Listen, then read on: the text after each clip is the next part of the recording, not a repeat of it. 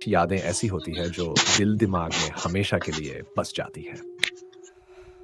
मेरे मेरे स्कूल के दिनों की ये कहानी भी उन्हीं में से एक है। बात उन दिनों की है जब मैं 5वीं कक्षा में पढ़ता था। मेरा स्कूल उस समय केवल 5वीं कक्षा तक ही था। इसके बाद छात्रों का दाखिला दूसरे स्कूलों में कर दिया जाता था। मेरा भी दूसरे स्कूल में एडमिशन हुआ। नए माहौल में सब कुछ अलग था। वहाँ के नियम, वहाँ के लोग, यहाँ तक कि पढ़ाई का तरीका भी। शुरुआत में थोड़ा अजीब लगा, लेकिन समय के साथ सब ठीक होता गया। धीरे-धीरे वहाँ दोस्त बनने लगे और उनके साथ मेरी ज़िंदगी भी मज़ेदार हो गई। कुछ समय बाद स्कूल में एक बड़ा कार्यक्रम होने वाला था। मैंने सुना था कि इसे एनिमल डे कहते हैं। पहले तो मुझे लगा कि ये जानवरों से जुड़ा कोई खास दिन है, लेकिन बाद में समझ में आया कि असल में ये एनुअल डे था, जिसमें बच्चे अपनी प्रतिभा दिखाते हैं।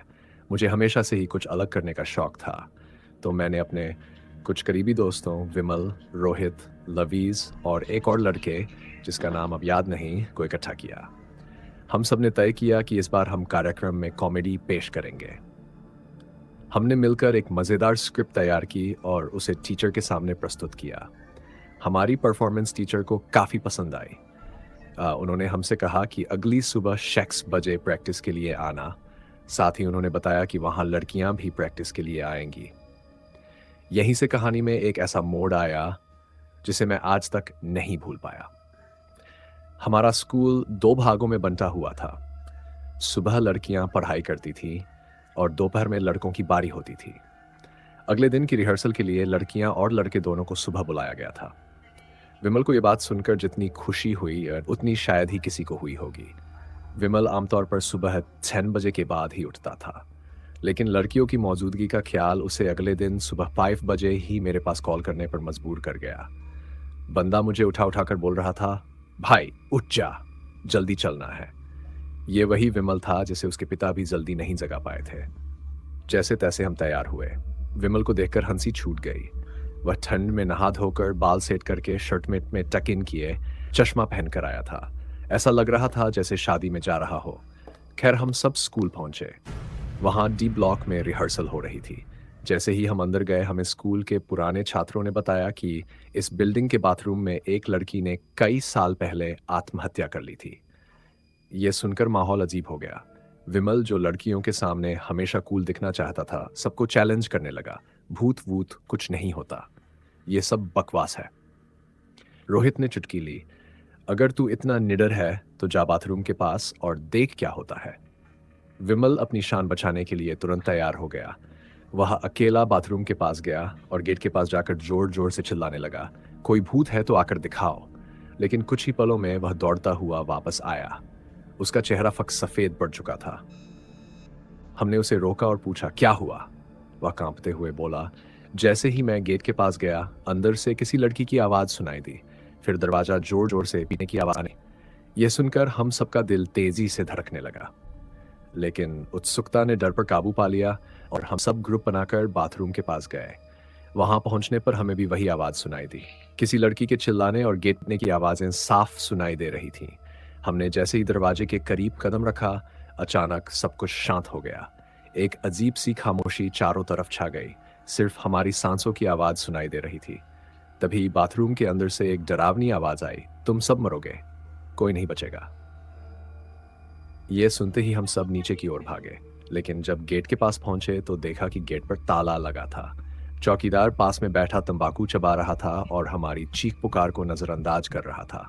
हमारा डर धीरे धीरे और बढ़ने लगा। अब क्या होगा? क्या हम सच में इस बिल्डिंग में फंसे रहेंगे? जैसे ही हम सब मदद के लिए चिल्ला रहे थे, बचाओ बचाओ, गेट खोलो। गार्ड साहब कोने में आराम से बीड़ी का कश ले रहे थे, जैसे उन्हें हमारी हालत से कोई लेना देना ही नहीं। आवाजें लगाते लगाते समय बीता जा रहा था, पर कोई हमारी तरफ आने का नाम नहीं ले रहा था। जितने भी लड़के लड़कियां मौजूद थे, सबके चेहरे पर डर साफ झलक रहा था।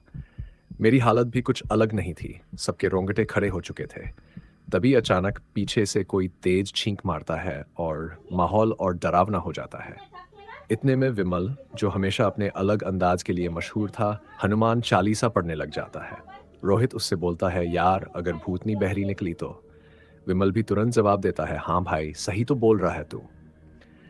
माहौल तो पहले ही अजीब था, ऊपर से हम ऐसी ऐसी बातें कर रहे थे कि खुद पर ही हंसी आ जाए। तभी ऊपर से किसी पायल की आवाज़ सुनाई देती है, जैसे कोई लड़की धीरे धीरे सीढ़ियों से उतर रही हो। इस आवाज़ ने तो जैसे सबकी सांसें रोक दी। सभी डर के मारे एक दूसरे का हाथ कसकर पकड़ लेते हैं। विमल के हाथ में अचानक किसी लड़की का हाथ आ जाता है। वो सोचता है, अब क्या करूं? डरूं या इस पल को महसूस करूं? डर और हैरानी का माहौल ऐसा था कि सभी की हिम्मत जवाब दे चुकी थी। पायल की आवाज़ धीरे धीरे करीब आ रही थी और हर कदम के साथ हमारी धड़कनें तेज होती जा रही थीं। हमें ऐसा लग रहा था कि अब कोई हमारे ठीक सामने खड़ा हो जाएगा। तभी गेट खुलने की आवाज़ आई और गार्ड साहब प्रकट हुए। उन्होंने दरवाज़ा खोला और हम सब मानो उनकी ओर दौड़ पड़े। गुस्से और डर में हमने गार्ड साहब पर गालियों की बरसात कर दी और उन्हें धक्का देते हुए बाहर की तरफ भागे। बाहर आकर हमने सारी बातें गार्ड साहब को बताईं। उन्होंने कहा, ऐसा कुछ भी नहीं होता, लेकिन उनकी आंखों में भी घबराहट झलक रही थी। असल में गार्ड साहब को स्कूल के बारे में कुछ खास जानकारी नहीं थी, क्योंकि उन्होंने कुछ महीने पहले ही यहाँ काम शुरू किया था। फिर वो बोले, चलो मेरे साथ वापस चलो, मैं खुद देखता हूँ। तो फिर हम सब ने अपनी पूरी हिम्मत जुटाई और गार्ड साहब के पीछे चल पड़े। सबसे आगे गार्ड साहब, उनके पीछे लड़के, लड़कों के पीछे लड़कियां और सबसे आखिर में विमल। जैसे ही हम ऊपर पहुंचे, यकीन मानो सब कुछ एकदम सामान्य नजर आ रहा था। लेकिन जो वॉशरूम का दरवाजा हमेशा ताले में बंद रहता था, उसका ताला खुला हुआ था। ये देखकर हमारी हालत और खराब हो गई। बिल्डिंग में हमारे अलावा कोई और नहीं था और ताले की चाबी केवल गार्ड साहब के पास रहती थी। फिर ये कैसे संभव हुआ? गार्ड साहब ने हिम्मत दिखाते हुए वॉशरूम का दरवाजा खोला और अंदर गए। उनके पीछे पीछे हम भी डरते डरते अंदर पहुंचे, लेकिन जैसे ही हम वॉशरूम में घुसे, दरवाजा अपने आप बंद हो गया। उस पल ऐसा लगा जैसे हमारी सांसें थम गई।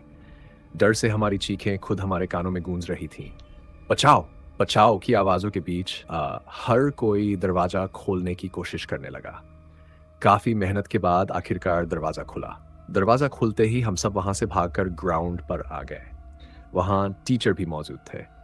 हमने उन्हें सब कुछ बताया। हमारी बातें सुनने के बाद टीचर ने कहा, कई साल पहले इस वॉशरूम में एक बच्ची ने खुद को ख़त्म कर लिया था, तभी से इसे बंद कर दिया गया था, पर आज तक ऐसा कुछ नहीं हुआ था। शायद कुछ ऐसा है जो सिर्फ तुम्हारे साथ हुआ। फिर किसी ने कहा, विमल ने ऊपर जाने से पहले जाने क्या क्या उल्टी सीधी बातें की थीं। शायद उसकी बातों से कोई नाराज हो गया होगा। ये सुनकर सब चुप हो गए। खैर, हम तो स्कूल से पास आउट हो गए, लेकिन मेरे भाई ने, जो अब भी उसी स्कूल में पढ़ता है, एक और अजीब किस्सा बताया। उसने कहा, कुछ समय पहले वॉशरूम से किसी लड़की के चिल्लाने की आवाज़ें आईं। ऐसा लगा जैसे कोई उसे चोट पहुंचा रहा हो। गेट जोर जोर से पीटने की आवाज़ें भी आईं। ये सब आवाज़ें सिर्फ बच्चों ने ही नहीं, बल्कि टीचर और गार्ड ने भी सुनी। जब गार्ड और टीचर ने मिलकर दरवाज़ा खोला, तो अंदर सन्नाटा पसरा हुआ था। किसी का कोई निशान तक नहीं था। इसके बाद स्कूल प्रबंधन ने उस वॉशरूम को हमेशा के लिए बंद कर दिया। अब तो पूरा फ्लोर ही सील कर दिया गया है। तो दोस्तों, ये थी हमारी असली डरावनी कहानी। उम्मीद है आपको ये पसंद आई होगी। अगर आप भी ऐसी किसी घटना का अनुभव कर चुके हैं तो ज़रूर बताइए। शायद आपकी कहानी भी यहाँ सुनाई जाए।